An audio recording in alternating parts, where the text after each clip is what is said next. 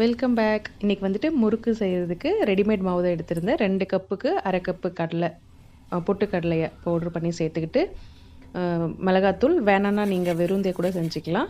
சீரகத்தை இந்த மாதிரி கையிலே நுணுக்கி போட்டுட்டு, ஒரு 2 ஸ்பூன் ஓரளவுக்கு வெள்ளை எள்ளு, உப்பு, ஒரு கரண்டி வந்துட்டு பட்டர் நல்லா சூட வச்சு உருக்கி இதில் சேர்த்துக்கிட்டோம். வேணும்னா எண்ணெய் கூட சேர்த்துக்கலாம்.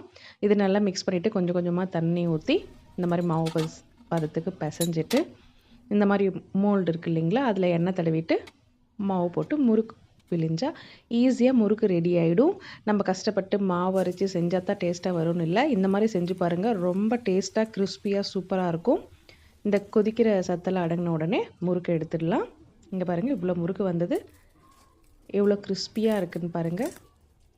நீங்களும் ட்ரை பண்ணுங்கள், சூப்பராக இருக்கும். மீதியான கொஞ்சம் மாவில் இந்த மாதிரி செஞ்சேன். தேங்க்ஸ் ஃபார் வாட்சிங்.